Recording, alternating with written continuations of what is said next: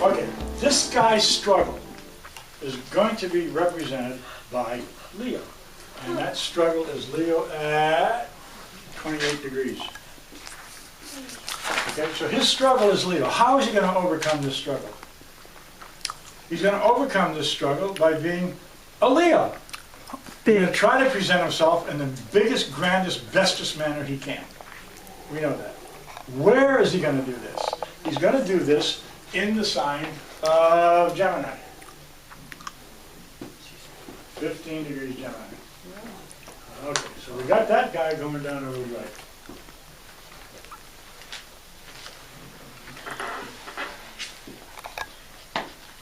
First planet.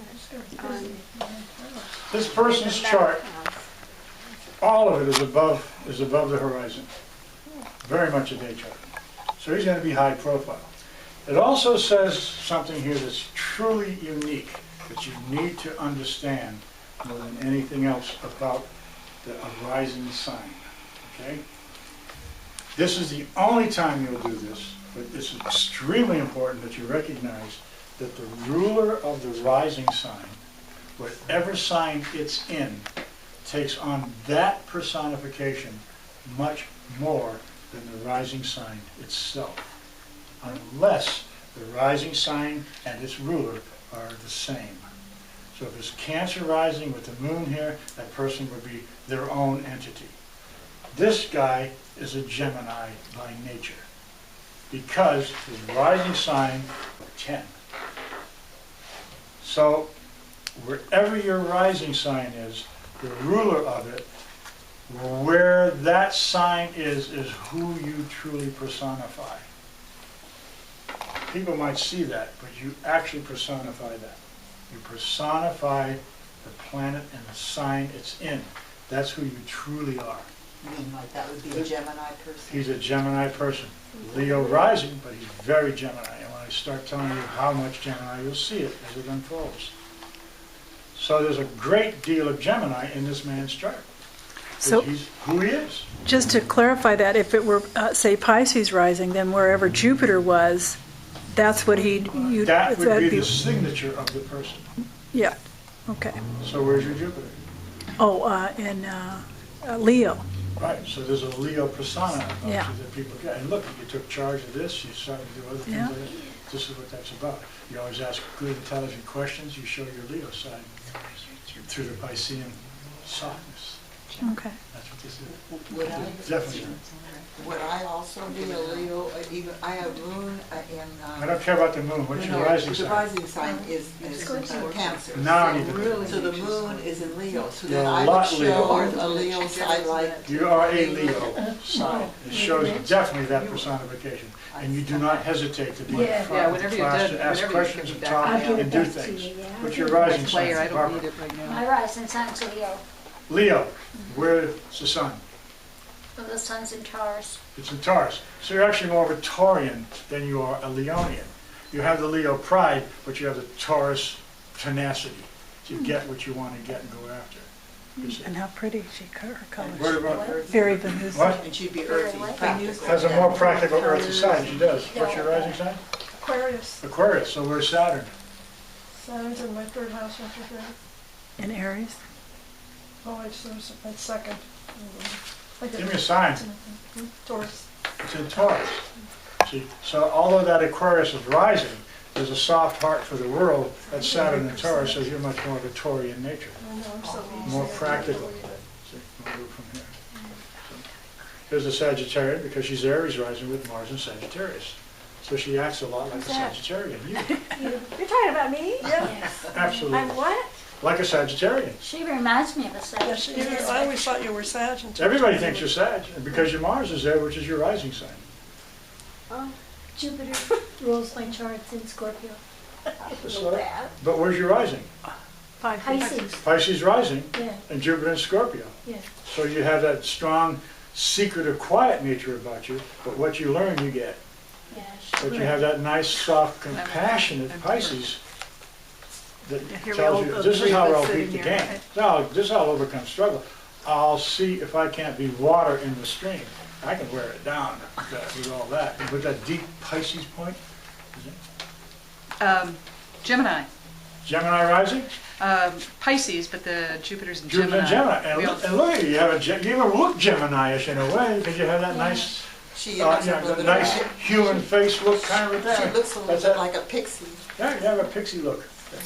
Like a, It's interesting So to what see is it Pisces you've got rising. rising? We all have What's Pisces your rising? rising. Libra, and Venus is in what sign? Libra. It's in Libra, so it stays Gemini, there. Jupiter. So here you are, a very social conscious individual, Leo, a person who needs to get And is along, that be quiet, sensitive, But Jupiter's in a and different in place. touch with other people's feelings and their concerns, especially in more artistic endeavors and things like that. It's very much along that line. Gemini rising, Mercury, Gemini. It's the same thing, all about learning, teaching, understanding, getting a broader scope of what she already knows. Can't learn enough, because that's what Gemini's about. It wants to constantly explore. Remember, its joy is Moon Mars. Explore the parameters and remember everything you get when you go out there.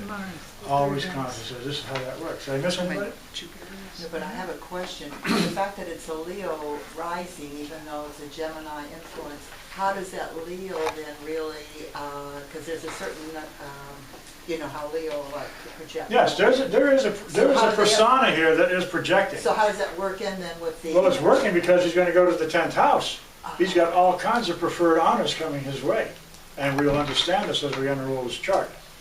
I'm going to get it done before she Okay, leaves. yeah, That's why I'm kind of... Oh, sorry, go ahead. So the idea that this presents us a very strong Gemini personality in the chart.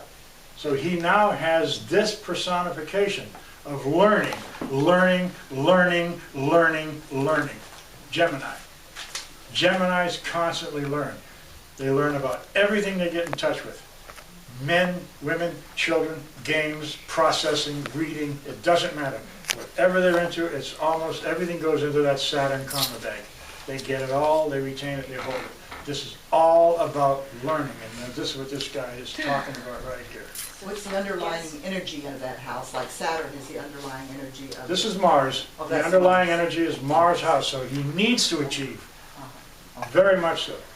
Now, here's an interesting point. His Mercury goes into the 9th house, does it not? Uh-huh. He spent a lot of time abroad studying. Lucky guy. And when he sat down to study, at one point, in England, for 9 months, he never left the library. Wow. I'm a lucky dog. 9 months. His apartment must have been. Right around the corner. Are we supposed to Is guess? there a Starbucks If nearby? you want. Oh, God. Where's my coffee? It doesn't matter if you do. Why aren't Because you're gonna- all I want to do is present. I just want to present the chart. Who it is, they could make their who it is just shows itself a little bit more clear by down the doing road. stuff like that? They can't think outside of the box. Okay, let's take one more step and take another look. Oh, yeah, it's in. We see that the 10th house is ruled by Taurus, and we see Venus is in its own sign. Okay? He was extremely close to his mother. Oh, Extremely. Married, but his mother was always considered his first and best influence. Oh, the 10th being mother. yeah. 10th house being the mother. His brothers of the 3rd house were not as important. Oh, Why can I say that? Because you can notice that the brothers proximity. are quite removed by Yeah. just a house. Yeah, And the ruler is the connection here. yeah. So you can see that he is much more closer to the Taurus than he is the Libra. If it were the other way around, then he'd be more closer to the brothers and not so much to the mother. Oh, that's interesting. I didn't quite get that. Say that again. Well, it made sense, but I don't Yeah. know as I would. How come be he able to isn't figure close it to his out. brothers as much? Well, Because the ruler of his brothers are further away, Oh, the ruler. and the has a- ruler here is directly under the mother's sign Oh, as yeah. well. It's opposite. So they're absolutely I got connected. it. And over here, you see there's almost like an opposition going That's on. right, it's clear across the So- pond, so to speak. His brothers wanted him to work on the farm. Said, you need to work on the farm. He said, like hell I do, I'm gonna go learn. I don't wanna go work on a farm, there's nothing on a farm. So he went off, he wanted to go learn and do things. By the way, his mother read him the Bible every single night. And he got to the point where he read the Bible every single day. He was extremely and devotedly religious in the fact he believed that what the Bible had to say was the absolute truth of the matter. He was very fundamental, but he did it in a different way.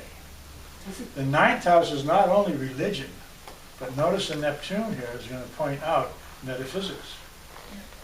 He was very much into numerology, Oh, is that during his Kabbalah, times? astrology. Huge. Oh, What's that, the 25-degree? This is Pluto up here Why did you put that in there? because it's on the cusp of the 10th house, and he's a Oh. very famous individual. Okay, thank you. Was he the firstborn by any chance? Do you know? I was just curious because he was so close to his mom. Might be, but he also had a lot of sickness. He was raised rather sick, and so he couldn't really work on the farm as much as he wanted. So she'd read to him and he'd learn things, and as he got smarter and smarter and smarter, he realized that part of being smart is not picking cotton. Pluto wasn't in Well, he was his Taurus. a long time ago. So here you can see that kind of a situation. So here you can see he's much closer to mom than he is down here. Also, when he decided to get in the field he got into, what he did is for 10 straight years examine every single repetition situation in the field he was in because of his astrological reasoning and thinking. Is this Maria?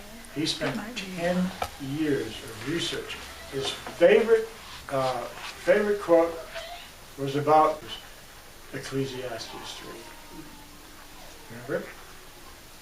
To all seasons, turn, turn, turn. Everything will repeat. He spent 10 years going back in time, watching the stock market as it evolved over 125 years. When he got that together, he then went to England and for 9 months studied the English stock market. And because that went back even further. How did This he- is W.D. Gann's chart. How did he support himself? One of the richest men in the world. Here's why. He was a stockbroker. W.D. Gann. Later, oh, I see. He started Gann. He started around 24 years of age. The first year, he invested $920 in cotton. And by the end of the year, he had amassed $30,000 and went from there. He was known as a Wall Street guru. He was known as the whiz kid. He lost a lot of money because of other things, and we're going to go there. But this guy, out of 286 trades a year, only lost 22 of them. Did he make That's his money? 85%. Did he make his money before he did all that research on it? It was after he did all the research. So then he didn't have that money beforehand. He worked at a firm Oh, that dealt with stockbroking, because he was always interested in it. I see. Even as a kid, when he was selling newspapers, he'd linger by people talking So we stocks. must see that in the chart somewhere. So he was always interested in making money. Yeah. He was always interested in making Saturn money. in the 8th, yeah. But he wanted to know the science of it. Mercury. That's right, research. He wanted to know the science of it. Science of it. So here now you can see, and he was one of the greatest predictors of all time for the stock market. This guy got it together. Now, here's some interesting notes that you might want to harbor. He died when he was 77 years old. If you look at the strongest planet in the chart, you'll notice that Venus, Yeah. when it goes to Mars, is 77 degrees. You'll notice also, too, that Mars is the ruler, one of the rulers of his 8th house. How did Venus go to Mars? 77 degrees. It's 77 degrees from Venus to Mars. Saturn is in its fun joy there too. Yeah, he's kind of doing some stuff with it. So Saturn is in the 8th house. It's in the sign of Aries. That's sort of what we call the Anureta. That's one of his killing planets. Why did you choose Venus to count 77 points? Well, because he died of stomach cancer, for one thing. Uh-huh. Uh-huh. And Saturn. And this is his 8th house of death as well as that. And so if Saturn is in the 8th house. So Saturn's there. He's going to say he's going to die of some lingering illness. Oh, I see. Okay. Now, when we go to the progressed sun, when we move it to its progression 77 degrees, it'll trine Venus, I have that here. And at 77, you'll count that Jupiter conjuncts the 8th house. Liberation. And when was So he the born? ruler of the 8th goes to the 8th, and Venus goes to Mars. Both beneficial planets are out of the picture. He can only leave. Both beneficial planets. They are- Both beneficial planets. In other words, Jupiter went to the 8th house, Venus went to Mars.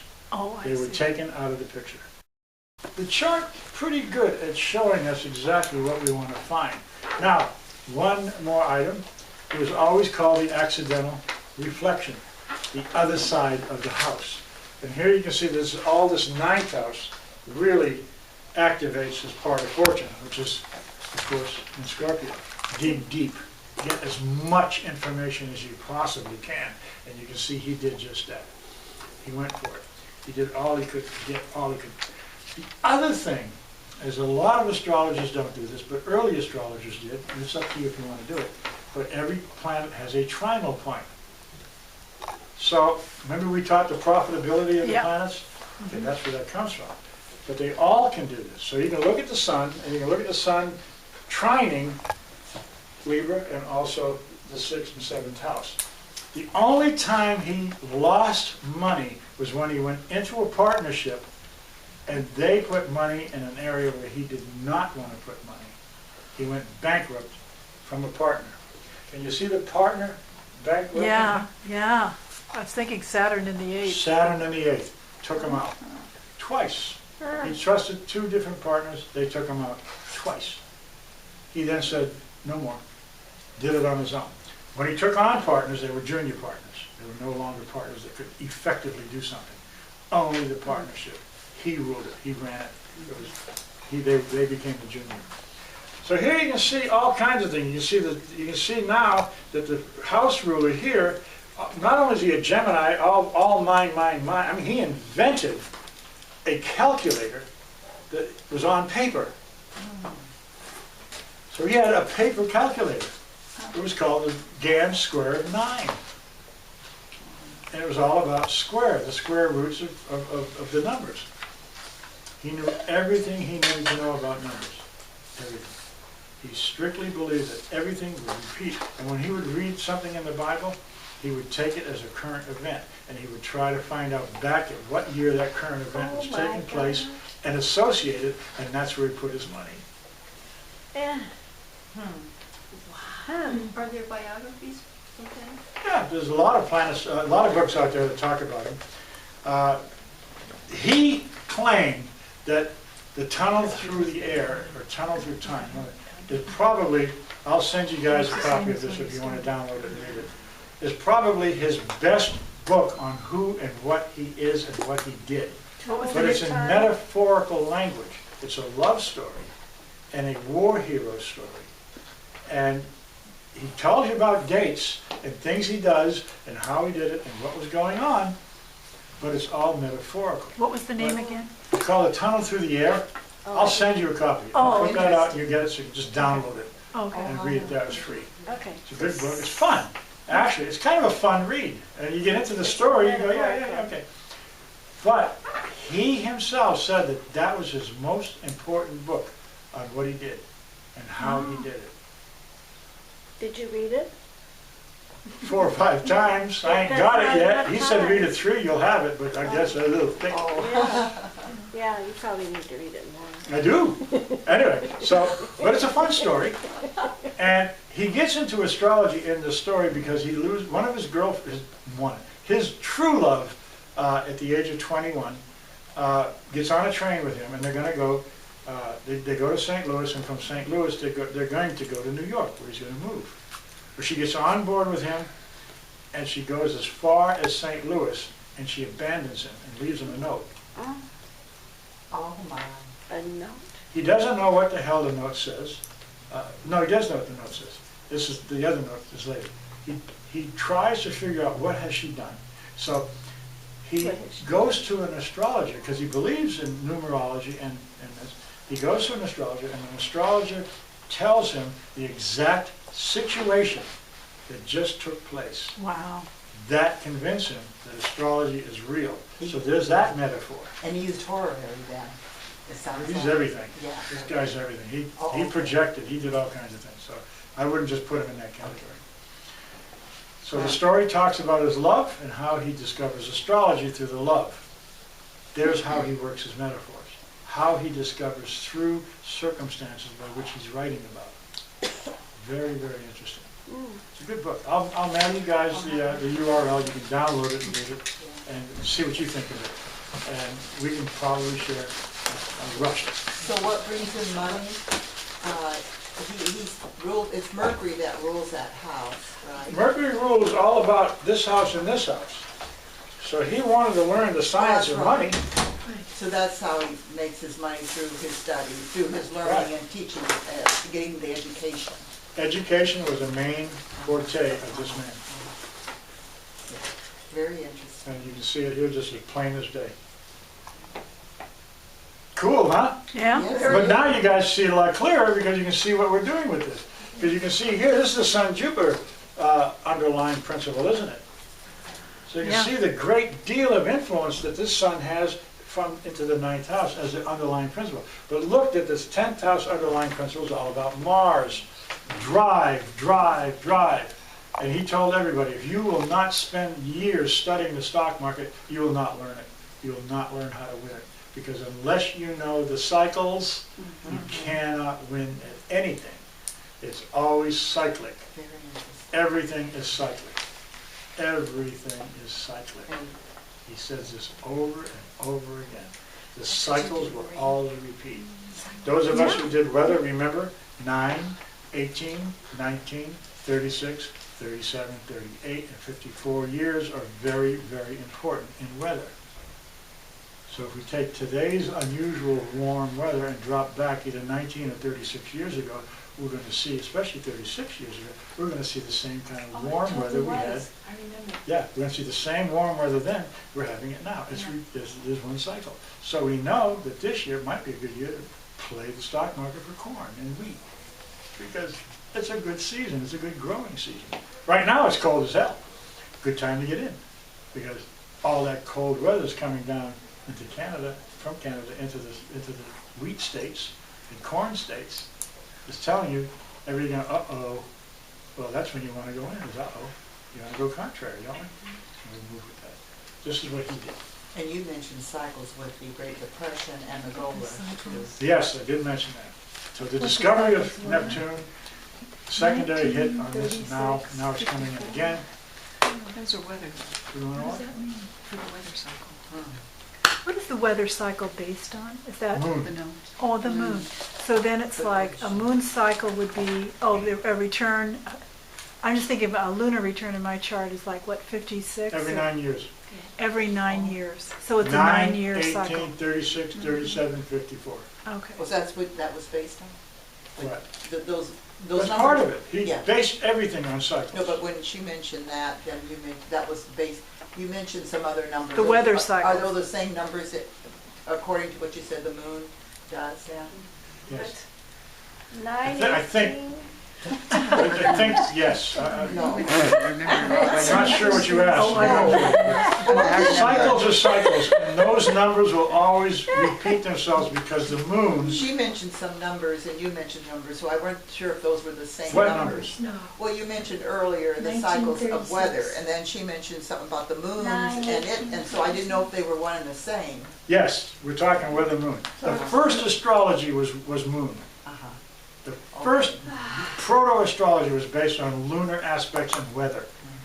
The Egyptians were the best weather forecasters that ever stepped forth. Oh, I The see. Babylonians weren't bad either.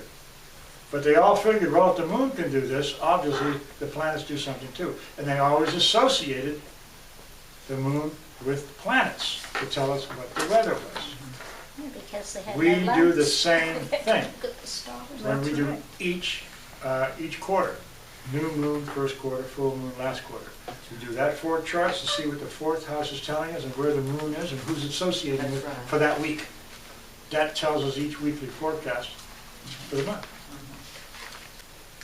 But You have to remember, he predicted the fall, he predicted the 29 crash a year in advance. And 1929, he wrote a yearly report for quite a few years, but 1929 was the big one because of that crash he reported.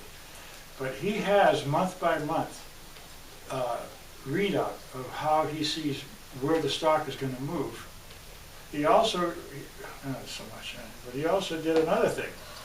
Starting at the spring equinox, he starts at 8 o'clock in the morning, and that's 000 by the time.